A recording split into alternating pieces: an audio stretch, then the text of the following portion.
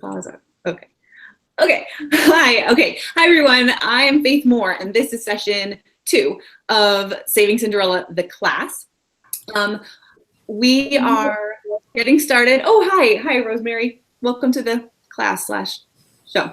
Okay, I'm just getting started, and then we will all jump in. This is the only time, actually, this is the second to only time that I'm going to address people at home who might be watching. This is session 2, the class about Snow White.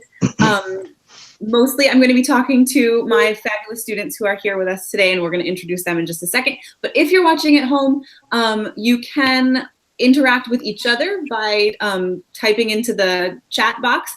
And for those of you tuning in and have no idea what's going on, this is a class based on this book, which is called Saving Cinderella: What Feminists Get Wrong About Disney Princesses and How to Set It Right.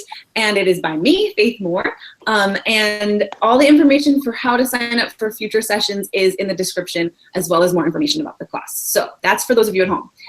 Now, I'm going to ignore you and just talk to these lovely people. So today's class is all about Snow White. So I would love for us to introduce ourselves to each other by saying our name, something about yourself, whatever you want to tell us, like your job or what, something, who are you? And 3 words that you would use to describe Snow White. So I'm going to go first, but I'm not going to describe Snow White because I think that maybe my words are a little different, and I'll do mine later. But I'm Faith. I am a writer, blogger, and YouTuber. You can find me at faithkmore.com. And I am also the teacher of this class and delighted to be here. All right, I'm going to say your name, which will negate you saying your name, but you should say it anyway. And feel free, if there's anything you want to plug about yourself, feel free to do that. I'm going to go down my line, starting on my left. So, CJ. Hey, that's me. So I am C.S. Johnson. I write as C.S. Johnson anyway. I'm an author, and I have a bunch of other books and stuff, but I really like princesses. And if I had to describe Snow White in 3 words, it would be colorful. Colorful, sweet, sing-songy. Excellent. Thank you. Glad you're here. All right, going down the line to Abby. Hi, I'm Abby. I am a senior in college and an English major right now. And I think the 3 words I would use to describe Snow White is probably sweet, hardworking, and I like colorful. That's a cool word to describe her. Excellent. Thanks. I'm glad you're here. Okay, Rosemary. Hello, my name is Rosemary. I am a news contributor to the Washington Examiner and contribute to a couple other places here and there. And I would probably describe Snow White as innocent, valuable, and innovative. Awesome. Thanks. I'm glad you're here, and it's nice to actually see you in person and meet you after just talking to you on Twitter for so long. Right. And thanks. And so last but not least, Erik. All right. Good evening. I am Erik Michael Blake. I am the chief culture and entertainment writer for Western Free Press, and obviously a big fan of Disney princesses, and a really big fan of Her Serene Highness Lady Supreme Faith K. Moore, High Princess of the Multiverse, Grand Duchess of Femininity, Fairy Godmother Elite, Upholder of the Grammar, Defender of Princesses, Magnate to the Fairy Tale, and Protector of the Faith. I didn't get that last time, but I got it in this time. Booyah! Finally, somebody gets my titles right, and thank you. I really appreciate the creation of this title, which is a major part. Yes. Okay. All right. Thank you. Now, for 3 words to describe. Now, are we talking about Snow White, the character, or Snow White, the movie? Yeah, it's a good question, and we're going to go back and forth. So you pick. Well, for this. Okay. Well, everyone was I think everyone said like some great stuff about the character. So about the movie. Hi ho! Is that 2 words or 1? Yeah, that's 2. Only 1 because it's hyphenated. Yeah. Oh, okay. Well, hi ho, and hi ho, work. Okay. Eric's That's good. book, I guess. I like it. All right. So now that we've got that out of the way, so I'm very glad you're here. Sorry about the dinging. Somebody's texting me. So I'm very glad you're here. We're going to talk today about Snow White. So Snow White is arguably the most maligned of the Disney princesses and even of fairy tale princesses in general. She is definitely one of those ones that falls into the damsel in distress category. In fact, she is often the damsel in distress, or described as kind of this drip.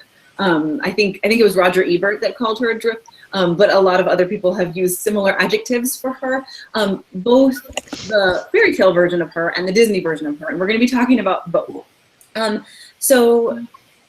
I think also that even people who love fairy tales and even maybe love Snow White or love the movie of Snow White are sometimes hard pressed to think of something good to say about her. You know, like I think we get a lot of kind of like hardworking or innocent was a good one. You know, these kinds of sort of like, yeah, she is kind of just this girl who falls asleep and she's duped by this other evil woman into eating this apple. I mean, who would eat that apple? Like, wow, that woman was so scary. You know, so like, I think there's even those of us that are kind of like wanting to defend her sometimes have a hard time doing that.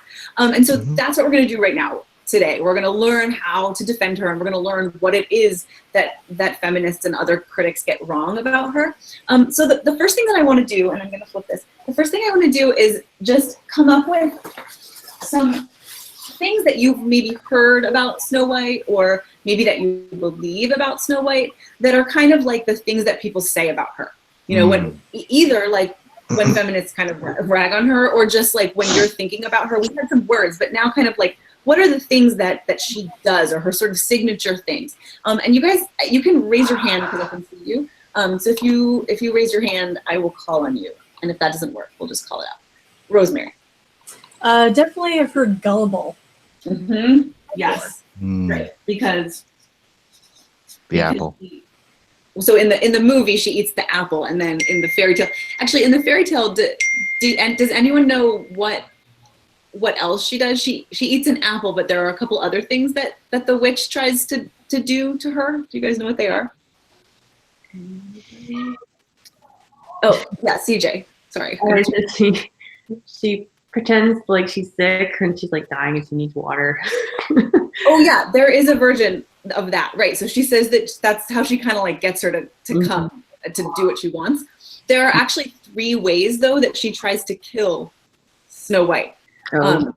One is with the apple. That's the last one. She also tries to kill her with laces that are too tight. So she tries to sell her laces, and then she laces them up so tightly that she can't breathe. And then the other one is with a comb that she puts poison in.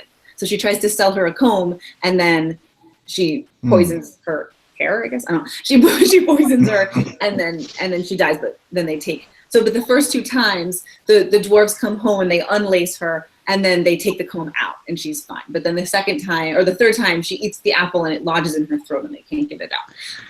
So we're going to talk about that in a minute too. But anyway, in the fairy tale, she's gullible 3 times. Like the woman keeps showing up, and she keeps buying the stupid stuff, right? So yeah, gullible is a good one. Something else? Anything else about her? Erik, is that? Yeah, go ahead. Well, Erik. Well, the song, at the risk of brace yourself, I just might sing again. Someday my prince will come. That. Right. So she's just waiting around for a guy. Pretty much. The prince. Yeah. Someday my prince. Right. Comes. She's just like, I'm going to sit here doing absolutely nothing, right, until a prince shows up. Okay. What else? What else? She's waiting around for a guy. She's super gullible. Anything else? I don't see any hands, so if you're thinking of something, call it up. But I can add some stuff. Oh yeah, Erik, is your hand up again? Yeah, I just spoke, but that she's a nervous wreck. She's a nervous wreck. Yeah. Right. She's just like she runs through the woods and she falls down and she's screaming and crying and she can't handle it, right? Okay. She's like super emotional / emotional, right? Oh my gosh. I'm so sorry about the dinging. I can't turn it off. Okay. So I'm just accepting it as like moments of inspiration, like a light bulb clicking over your head. Oh, let's do it. And I'll stop calling attention to it. Okay, so I would say another one.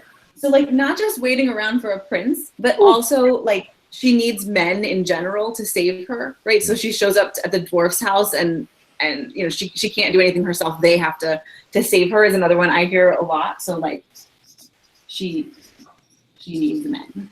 Okay. Anything else, Abby? I've heard a lot that because like she like cleans and cooks for the dwarves, it's almost like maybe like glorifying housework. Yeah. Something like that. Yes. Yeah. I've definitely heard that one too. Right, that she kind of promotes this notion that that this is what women are about, right? That women are supposed to be in the kitchen cooking and cleaning for men, right? Mm-hmm. Okay. Anything else? Anything else? Okay. All right. Yeah, these are the big ones, I think. Oh, and also that she sleeps through the action of her narrative, right? So like falls asleep, and then it's kind of like the witch is vanquished, and the prince shows up and wakes her up, and it's kind of like she doesn't do anything. So she's like super passive, basically. So passive. Okay. All right. So, do you agree with any of these? Do any of these ring true to any of you? And it's okay if they do. But so like we'll review them, right? That she's super gullible, right? Like, I don't know. I kind of, I don't know, whatever. She's super gullible. She's waiting around for a prince. Like, I don't know, like whatever. Raise your hand if you agree with any of these things. CJ. Okay, I do agree with the gullible thing. I kind of understand because like her mother and her, I guess her father are both dead, depending on which version that you like listen to. So she didn't have like a parent that says, don't talk to strangers. Right. Okay. So, yeah, gullible word. Yeah, Rosemary.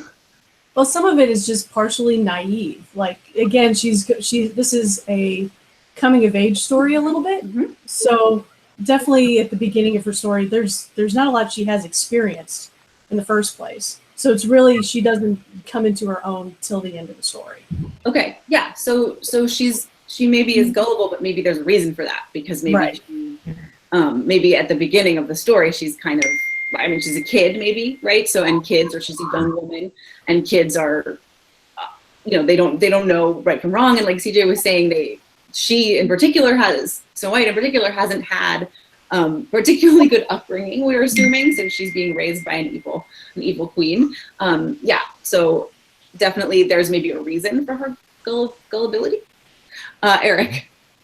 Yeah, I will say that I could easily see the point of her being gullible if we were looking at the original, at the book or at the story, where 3 times this person comes with stuff that tries to kill her and she doesn't get it. But and I say it's that also happened in Cinderella, where the Brothers Grimm story, 3 times like the messenger boy is tricked by the stepsisters, and this bird has to point it out. And you'd think, wait a minute, this messenger boy is a bit slow, but I guess that's why he's a messenger boy.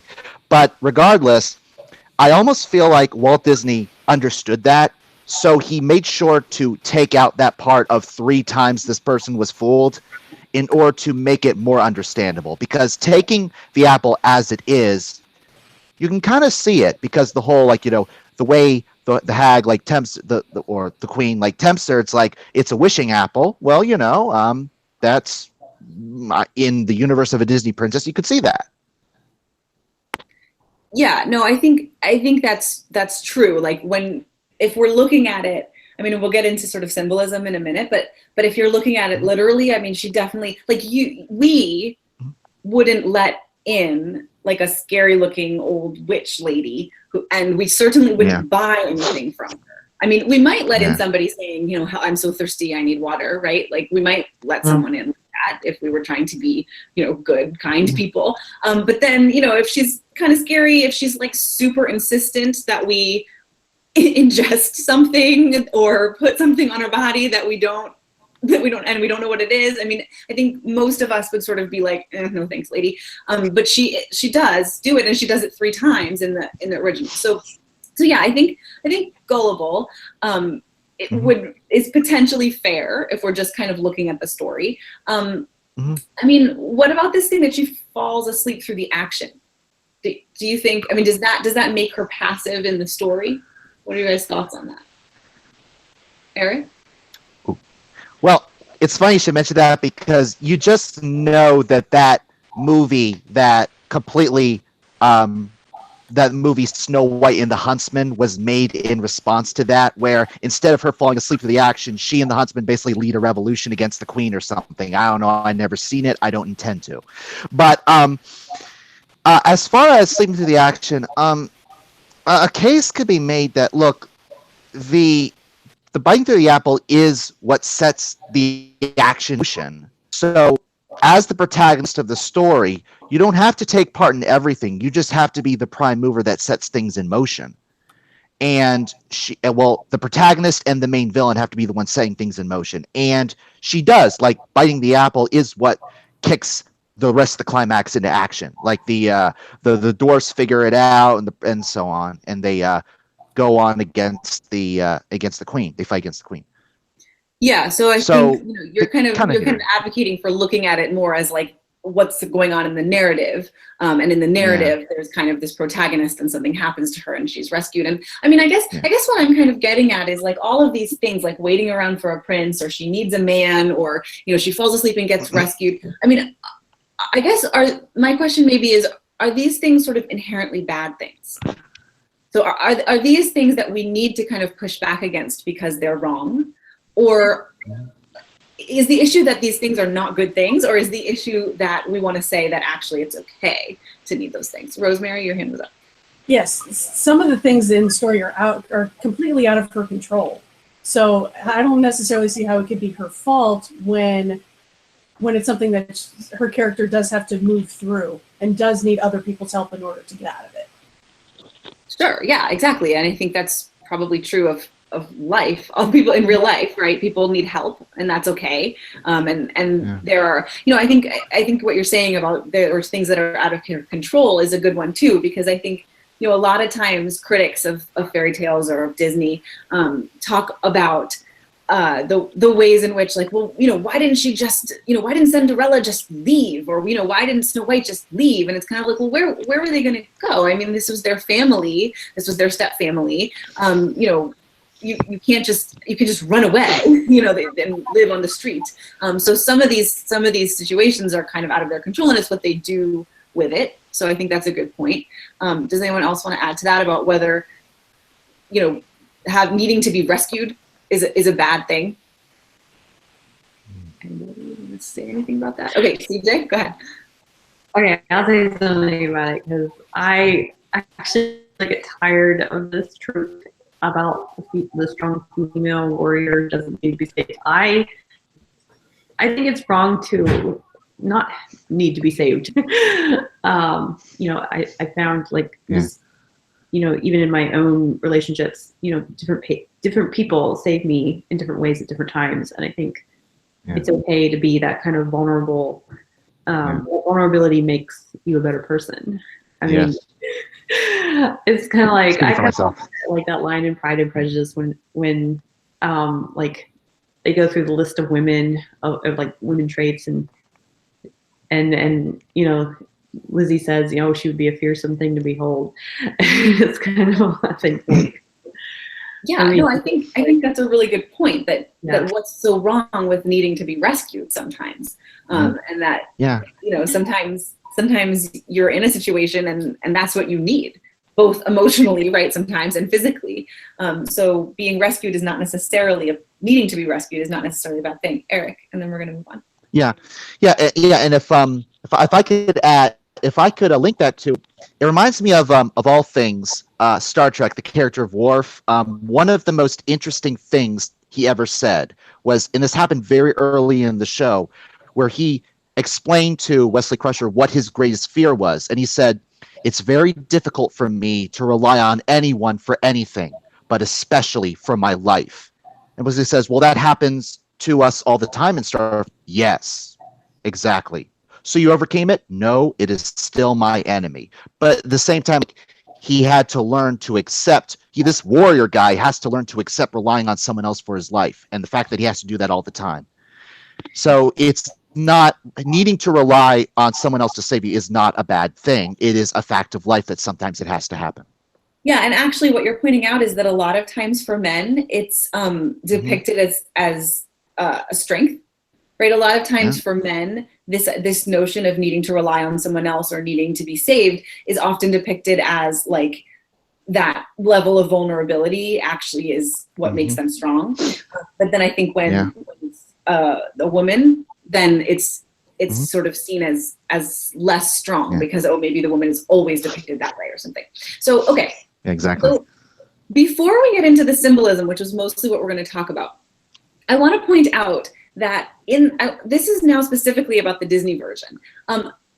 In the Disney version, even though it was made in the 1930s, and I don't think that Walt Disney was trying to push back about any of these kind of feminist notions about Snow White, because I don't think that there were many people who were talking about it that way.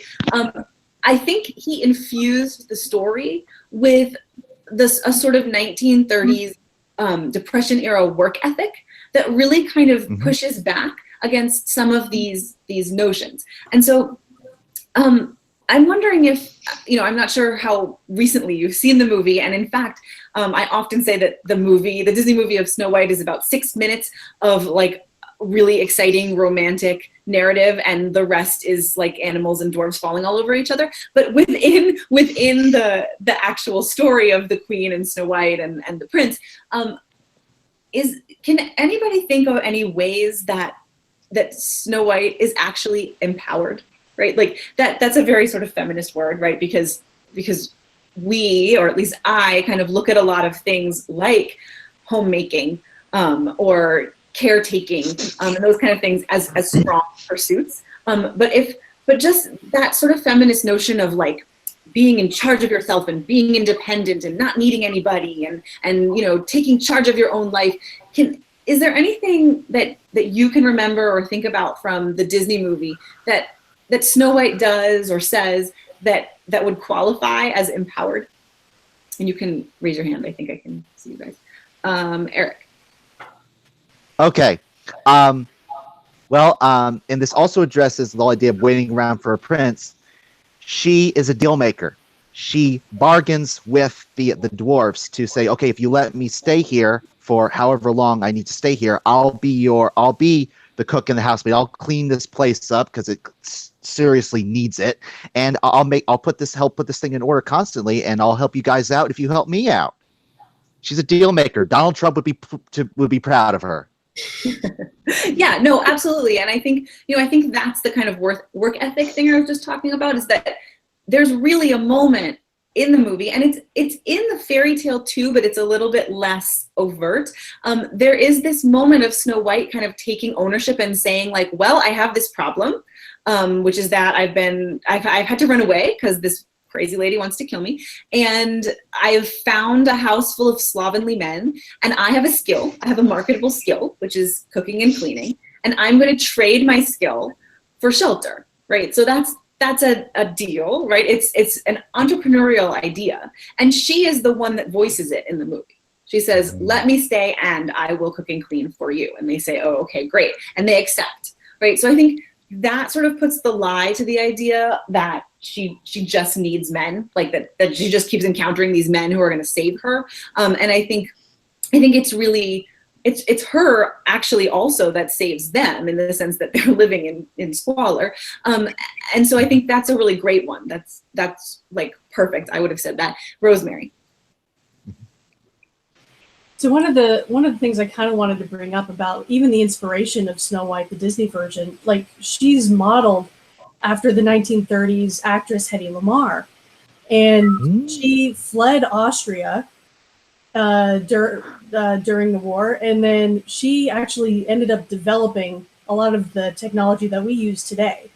So it's like even the inspiration for the character, the Disney character, is originally even from a very feminist strong-willed woman who is, you know, an actress by day and a scientist by night, and that I think is also a really cool thing.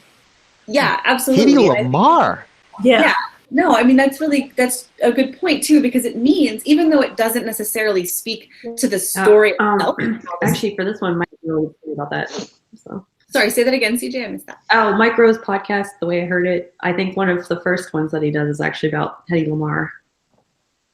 Yeah, no, I Hedy mean, Lamarr. yeah, she's really fascinating. And I think, you know, what that speaks to is, so it's not necessarily speaking to the story of Snow White, because I mean, obviously she doesn't say like, and hi, I'm supposed to be Hedy Lamarr, but like what it does speak to is what Walt Disney was trying to do, right? Like to pick someone like that is to say something.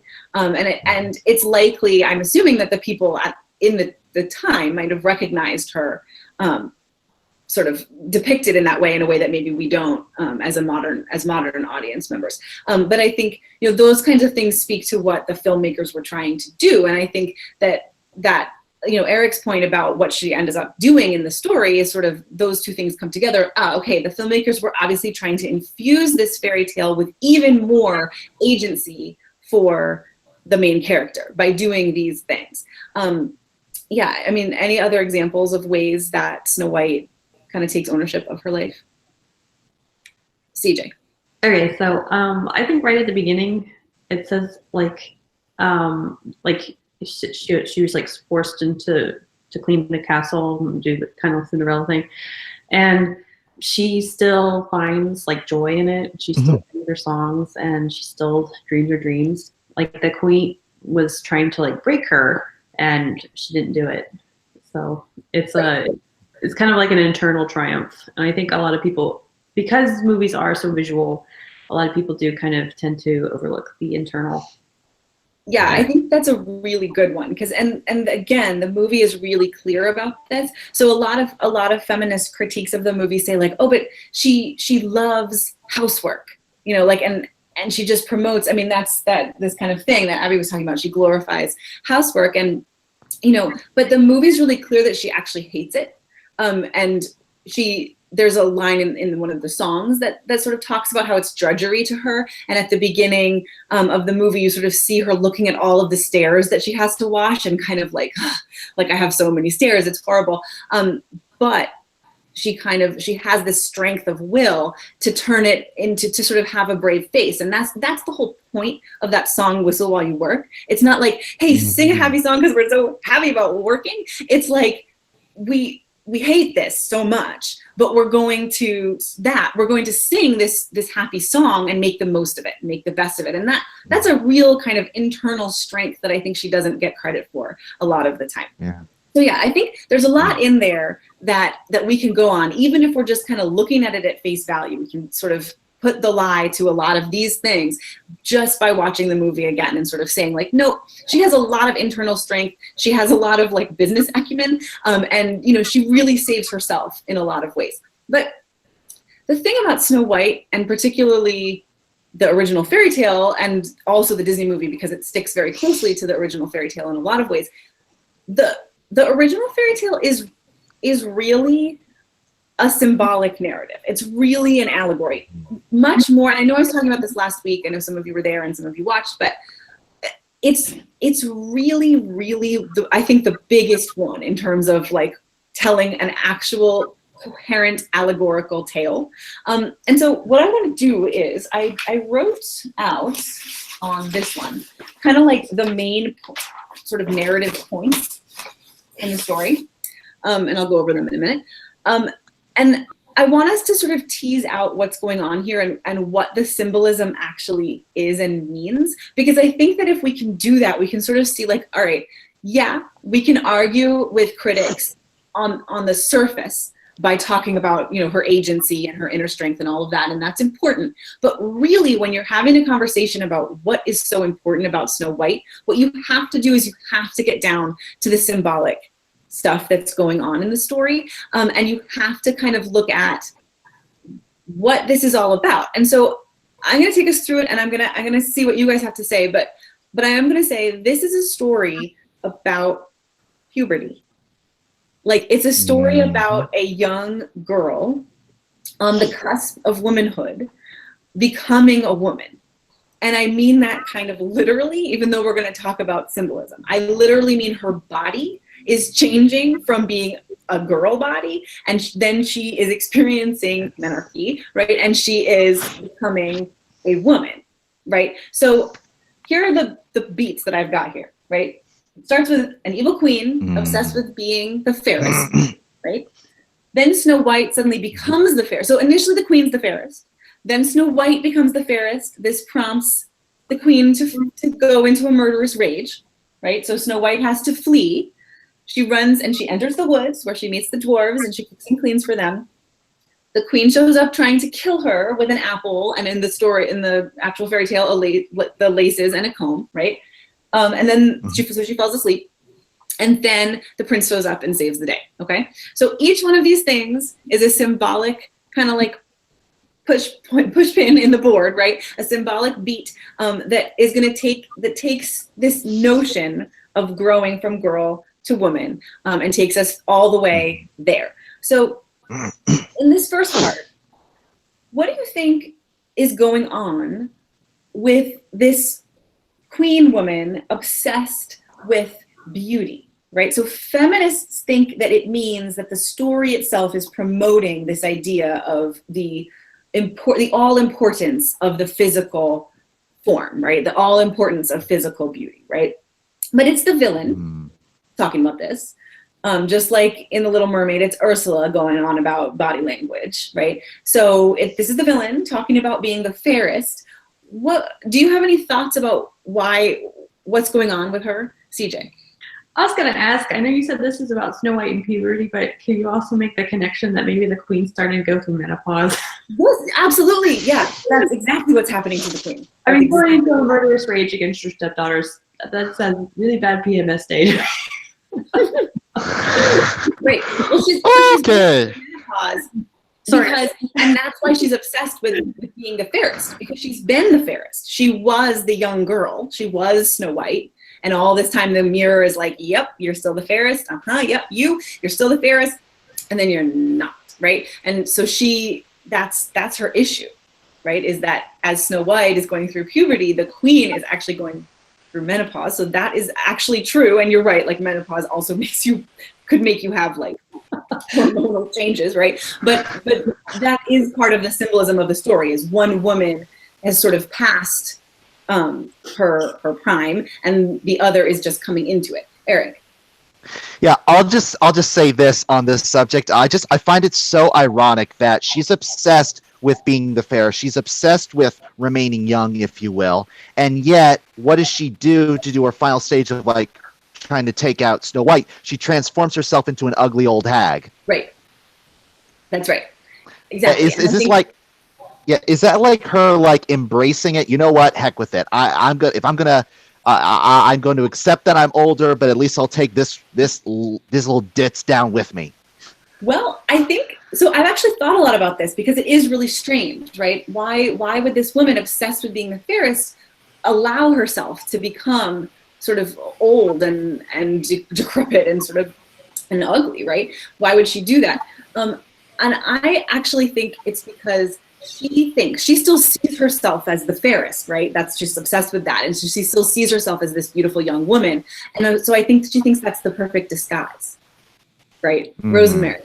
I think also this is a juxtaposition of like the inner beauty versus the outer. Yep. So it's like eventually when the evil queen becomes that hag, that is actually what she is on the inside. That's right. And, yeah. So then you have the evil queen who is actually ugly, and then you have Snow White who is actually beautiful inside and out.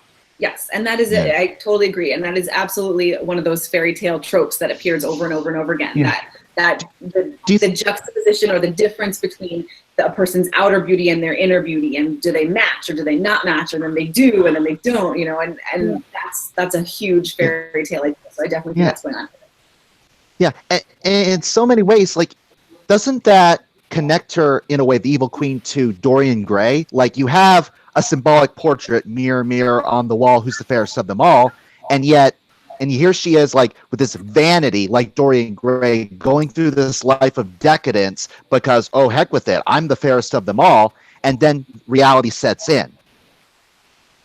Yeah, sure, absolutely. I mean, it definitely, it is, I mean, this is kind of part of what we're doing in this whole class, is kind of looking at all of these things that sort of resonate throughout all of these different stories, both fairy tales and other stories, and these things that kind of show up over and over and over again. You know, and here's one of them, somebody who's kind of obsessed with her physical appearance. So yeah, I think that's what we start with. We start with this woman who's past her prime, who's obsessed with holding on to her youth.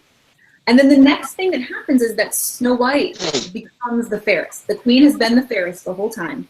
And then Snow White becomes the fairest. And I'm wondering, did any of you remember what happens in the Disney movie right at this exact moment for Snow White? No? Okay, I will tell you. At this exact moment, it's like, I think it's right after, it might be right before the queen sort of discovers that she's no longer the fairest and Snow White is. Snow White meets the prince. So the prince shows up and confesses his love for her, and she kind of blushingly acknowledges that she also loves him. And it's either right before or right after that the queen is no longer the fairest, Snow White is. Do you guys have any thoughts about what that means? Why does Snow White become the fairest in that moment? Ideas? Rosemary? Because the outside world is acknowledging it as well. It's kind of like, it's almost kind of like a cotillion type thing, where it's like now she's out, she's hit this age to where she is now acknowledged by society in that way. Right, exactly. And I think also it's that she has become this, like she has entered her kind of, she's just entered puberty, or she's entered that kind of pre-womanhood state. And that's why the prince suddenly notices her, right? Like he notices her because she's now a woman and able to be noticed in that way. I mean, obviously, I mean, in the fairy tale, she's very young. I think she's 7. But oh boy. Yeah, but I mean, when you think about, like, for example, the Middle Ages, right? 7 is not that far away from marriageable age. And so obviously now, married at the age of like 10. But, you know, there were women who got married at, let's say, 12 or even 11, or maybe were betrothed before that. So whichever version you're in is picking an age that is sort of the cusp of womanhood. And so she gets noticed. Yeah, so she gets noticed, but also she just enters her sort of stage of puberty, and then she becomes the fairest, right? And the queen is no longer the fairest because she's the old lady, and now we've got the young lady. Okay, so that's what happened next. And then, of course, the queen can't just be like, oh, okay, I'm old. You know, I'm old now. I had my time. You know, that would be what she would do if she wasn't deranged. But she's the villain. Okay, and so instead she says she's got to die. She has to die because if she dies, then the queen will still be the fairest, right? And she thinks she can kind of hold on to her youth if she gets rid of this girl. And there's that push and pull for Snow White, right? The queen wants her to stay a child, because if she stays a child, she won't be this beautiful woman, right? But Snow White needs to grow up, and that's her issue in the story. She's got to grow up, so she runs away and she runs into the woods.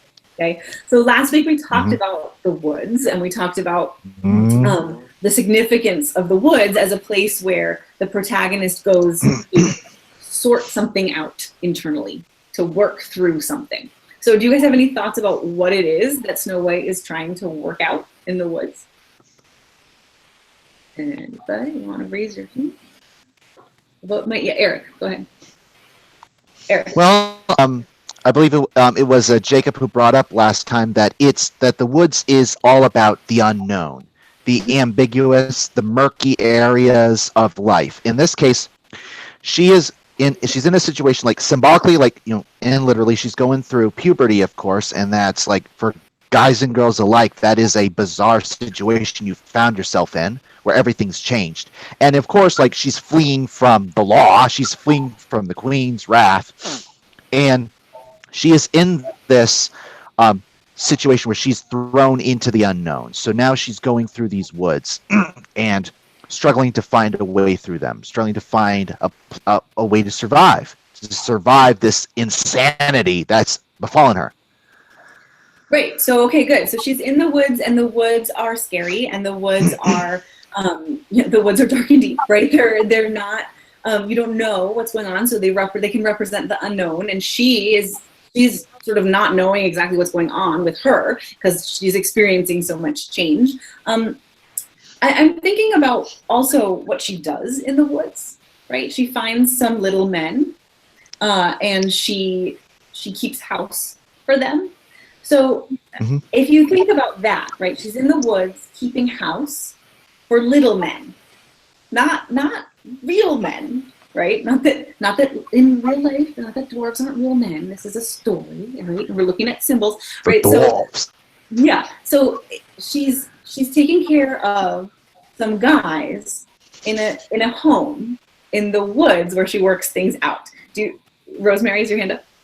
Yes, it's kind of like a picture of motherhood. She is learning to take care of, I mean, it's like obviously they are disorganized and dirty. It's like that's exactly what a child is. And Yes. and she's doing it for a group of them. Right, exactly. And the thing about puberty for women is that even though maybe people going through puberty are not emotionally ready to have children, that's the purpose of it, right? Biologically speaking, right? So the idea is that now her body is ready to have children.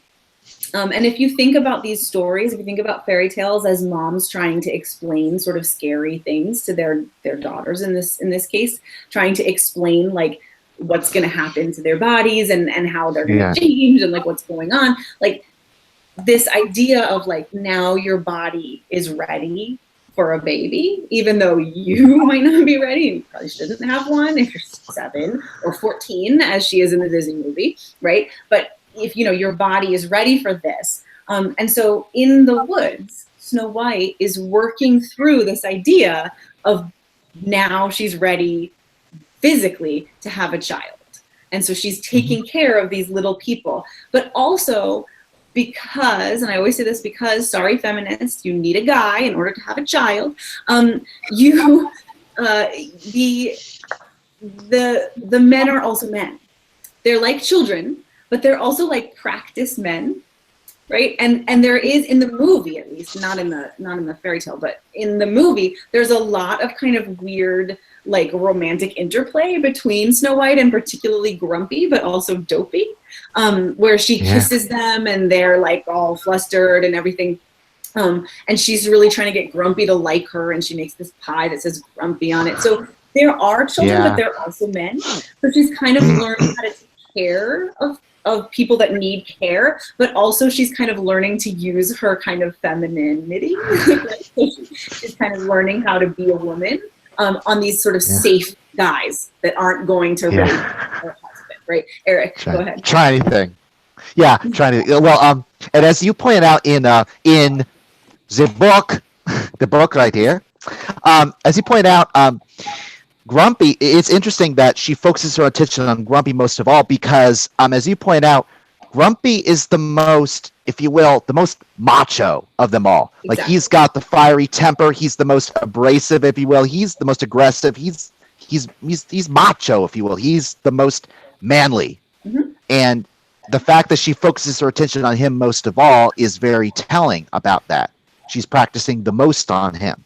Exactly. And in the Disney version, in the woods, that's where she sings the song "Someday My Prince Will Come." So that idea we were talking about before, like, oh, she's just sitting there waiting for the guy. She's just waiting for the guy to show up. No, she's talking about, I'm here, I'm practicing, I'm doing this thing, I'm understanding, and I'm taking on this role of woman, and someday my prince will come, and I will be a woman, and I will be ready to go on into the next part of my life. Okay, so after that, after she's in the woods and after she takes care of all of that, then the queen, as we already discussed, as dressed up like an old hag, shows up and with an apple, right? And we talked last week about the symbolism of apples, right? As a sort of sexual object, an object of sexual awakening, or at least of kind of knowledge, of like sudden awareness of knowledge. But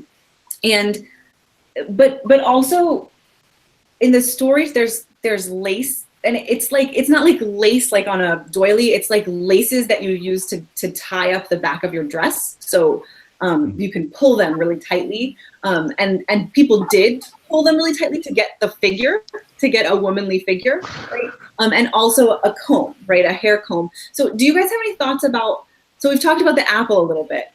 Why lace and a comb? Why do you think the witch is offering her those things? You can just call it out if you have an idea. Abby, do you have an idea? Maybe. I don't know if this is right, but just the first thing I think of is they're kind of like objects of beauty. Yep. Kind of to make yourself look more beautiful. Exactly. Right. They're feminine objects, right? Mm-hmm. They're objects for a woman. And I mean, that's what I think too. I think that it's sort of like she's trying to kill her with the thing that has caused all of this problem. She's trying to kill her with her womanhood. So but the thing that actually causes the change is the apple, right? She eats the apple, and in the Disney version, she kind of eats the apple, and the apple is poisoned, so she falls asleep. And in the fairy tale, she eats the apple, and it chokes her. It chokes her, but she doesn't die. So it's like lodged in her throat, and for some reason, she's still able to be not dead, but she can't move or speak. So she's as if she's dead. So basically, she kind of either ingests or like puts on her body these things that represent kind of sexual awakening, either sexuality, like enticing or a man, or being kind of being enticing to a man, or this object of sexual awakening, the apple.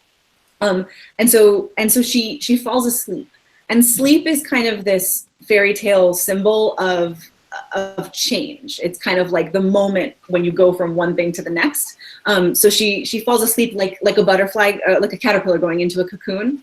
And so she emerges something else. So it's not like, oh, she falls asleep because she can't take part in the action of the story. She falls asleep because she's changing over. This is her moment of transformation. And then the prince shows up, right? So if all of these other things were symbolic, right? The fairest, the queen, the woods, the apple, the comb, we've got to assume that the prince is also symbolic of something too. Do you guys have thoughts about that? Since we've come through all of this, what does the prince represent for Snow White?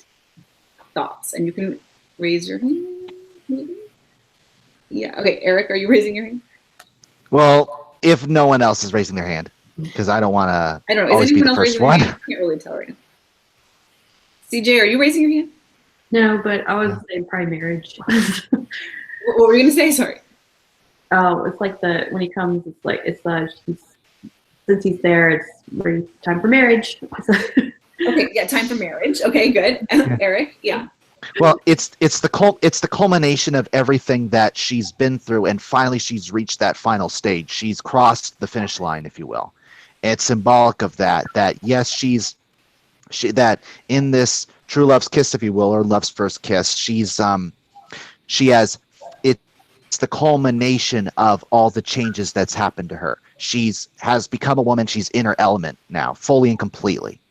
Yeah, I think, right, exactly. And I think, for feminists or, critics of this idea of this story, I think that notion of like, it's time for marriage, like being a woman means get married, like, and I think like, I'm sort of down with that in the sense that like, if you can find someone to share your life with, then you should, for both men and women. But also, but I think, you can obviously become a woman without immediately getting married, or ever getting married. You can be a woman. So I think it's a little bit more than that, in the sense that the man sort of represents the idea that she can now have a baby, because she would need a man in order for that to occur. So when she wakes up from this symbolic sleep, this sort of transformative sleep, there's this guy, right? So like she opens her eyes and there's like a dude, and it's sort of like, yeah, that would be kind of weird in real life, but the idea is she opens her eyes into her womanhood, and if the idea is this is a story for a mother to help help her daughter understand what's going on in her body, the idea is she opens her eyes to the prospect of motherhood. And I think that is kind of what the man represents in this idea. Erik, go ahead. Yeah. And I think this would not be nearly as meaningful if she had not already met the prince and formed a connection with the prince already. She did at the very beginning of the movie. We see that she formed that emotional connection with the prince. She already knows him. She already likes him. She knows that he likes her. And then when she wakes up and there he is, her old friend, if you will, is there. And now she knows that she at the very beginning she wasn't sure what to do with her feelings, and now she does. Now she's in control of herself. Now she is confident in herself and what those changes meant to her. Yeah, I think that's true too. Yeah, she definitely, I mean, in the Disney version, she definitely sort of opens her arms to him at the end, as opposed to kind of running away from him in the beginning. So yeah, she's now ready to receive him in a way that she wasn't before. So that's kind of the arc, the symbolic arc or the allegorical arc of the story. It's definitely this sort of story about puberty. And by the way, if anybody wants to do any further reading that isn't this book, why would you want to read anything else? No, but if you want to read something else that talks more about this, I highly, highly recommend Spinning Straw into Gold, which is a book by Joan Gould, which is really hard to say after you say gold. But she sort of succumbs to some of the kind of feminist misconceptions, but she makes a really interesting argument about this that sort of is along those lines in terms of Snow White, and she goes through all the other princesses, or most of the other princesses too. So I recommend that. I'm wondering now, as we're getting close to the end of the class, but I'm wondering now that you kind of have this in your mind, this idea of this story, this kind of informational story for young girls about what's going to happen to them, that's kind of told in this allegorical way. Can you think of any other stories like this? Any other stories where a young girl sort of emerges from her childhood into her womanhood in some sort of symbolic way? Erik? This one right here. Enchanted. We can't see it. Tell us. We know what you're thinking of. Yeah, it's an Enchanted, my favorite Disney princess movie ever. But all right, although I suspect I'm going to write the blog about this. So all right. But so yeah, teaser, regardless, like spoiler or something. Yeah, no spoilers here. But like but I will say this, like quick little summary is that Enchanted fully embraces, and I would say very consciously embraces the notion that this is an analogy for a girl becoming a woman. It does it in there are obviously, like, there are a lot of point for point parallels to Snow White, especially the apple, but at the same time it does take it in some interesting directions that are arguably different, where it's more that she knows that the changes have happened at the very beginning, but it's like, and the story is about her coming to terms with and accepting it, like, it does in different ways. But I would say that instead of a literal forest or literal jungle, she goes through the jungle, like New York City is often referred to as the jungle. So funny little things right there. But what it does is that it takes the symbols and brings and translates them. It is a beautiful dramatization of those symbols translated into the real context. And I will say this though, if I may, about going back to Snow White for a bit. One thing, if focusing on the dwarfs for a bit, like, and I said that her biting the apple and all that does set in motion the events of the rest of the climax. The movie, we see like her embracing her element as a woman at that moment, realizing that they need to avenge Snow White and they're going out to whack the hag and the queen. This is them, the dwarfs, coming into their element as men too. Yeah, absolutely. I think that's right. I think the dwarves kind of take on that masculine role at the end. Mm-hmm. But yeah, okay. So Enchanted is an interesting example. I'm maybe the only person in the world saying that this is true, but I think you're right. And I think, if you go back and watch the movie, that would be an interesting one. Can anyone think of any other sort of either fairy tales or just kind of stories, movies that deal with this kind of idea? And I don't necessarily have any in my mind. I'm just wondering if you have any thoughts. You can call them out if you do. Okay, and if you don't, That's cool too. Yeah, I mean, I think that Sleeping Beauty is similar. I think that Sleeping Beauty has a similar arc, and so does. I mean, Cinderella isn't actually about this, but there's some of this symbolism in Cinderella too, and in almost all the Disney princess stories and the fairy tales that they're from, they're dealing with a girl growing up, and but it's not always puberty, right? So like most princess fairy tales deal with a girl who is ready to become a woman, often in breaking away from some kind of mother figure, right? Like the pull of childhood versus the pull of adulthood, and that kind of that tension. So I think, you know, it's worth kind of, if you do go back and sort of reread some of these fairy tales, or if you're reading a story that that feminists want to malign, or watching a movie like that, and you're thinking like, okay, how can I back this up? I mean, last week we talked about, you know, what can you do if you're in one of these arguments? Of course, you're always in arguments with people about Disney movies, right? Maybe that's just my life. But, you know, if you're in an argument with somebody, last week I sort of suggested, think about what is symbolic in the story, right? They're probably taking it too literally. What are the symbols here?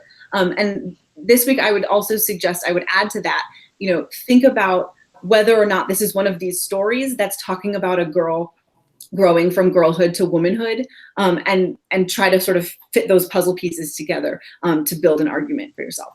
So that's kind of where we're going to stop for today. We have 3 minutes left. I'm just wondering if anybody has any questions, and then I will just sort of wrap things up. Are there any questions of what we just said, or about Snow White in general? You can call them out. Going once, twice. Erik? Well, I don't know. I was just wondering if we could dwell for a second on this one thing I remember you bringing up, that when at first, like, she cries when she runs to the woods and cries. One of the things, what she does, she says to the birds, to the animals, "I'm sorry I made such a fuss." And that always struck me as this girl, like, one of the things we said is that she's a nervous wreck. Well, here she is making it clear that she prides herself on keeping a cool head. And it's not that she's naturally a nervous wreck, is that this is an insane situation that she's in. But she prides herself on keeping a cool head. She has that inner strength in her. Yeah, absolutely. She says, "I'm so ashamed of the fuss I made," which means that, and that's kind of going back to what CJ was talking about at the very beginning about her inner strength, right? She really has that inner strength that I think most of, for example, the Disney princesses before, oh, don't yell at me, before Pocahontas, sort of possess, and that they kind of embody this inner feminine strength. So I think that's definitely there. CJ. Okay, I actually have one. I actually think this ties in more with Cinderella, but it could just be because it's part of my work theme. So like when Snow White actually wakes up, she's also like the queen at that point, because the queen's dead. So like a power perspective. No, that is true. But interesting. I love it. What? I said I love it. Yeah. No, I mean, I think she is the queen, although I guess we don't necessarily know whether the queen is the queen or the queen consort. Right? We don't really know where the king is and like what's going on in that, because like some, not to be super like technical, but like some systems of royalty, like you can only be the king, and some you could be the queen in your own right, but sometimes not if you marry. So yeah, she could be the queen. She obviously goes off to be to marry the prince and be the prince's princess, and therefore then the queen. Yeah, so she might actually have two kingdoms. So yeah, like she even as a matter of personal too, because her stepmother is dead. Like she's the queen, but she's also fully in charge of her own life at that point. Yeah, exactly. Right. She definitely has broken away from whatever was going on in her original situation, because the queen is dead. And in the fairy tale, the queen doesn't die at that moment, but is forced to come to the wedding and dance in red hot shoes until she dies. So she dies in the on that note, it is now 5 o'clock and we're going to stop. So I just thank you to all of you guys. Thank you for being here and being a part of this.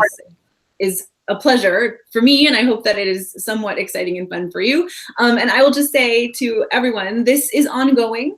If you're watching at home, this is now the second time I'm going to address you. If you're watching at home, in the description of this video, there is a link to sign up. If any of you would like to sign up for any further sessions, also please do so. Click that link.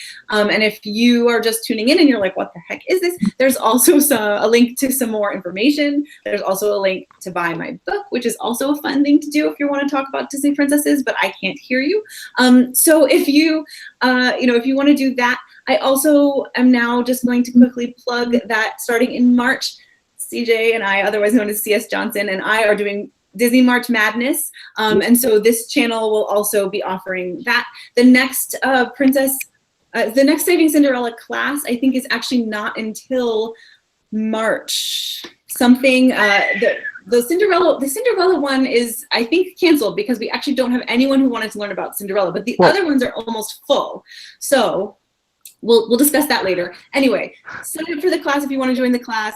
Check my Twitter and Facebook for the next one, and subscribe to this channel. So bye, everybody watching at home. Thanks for watching.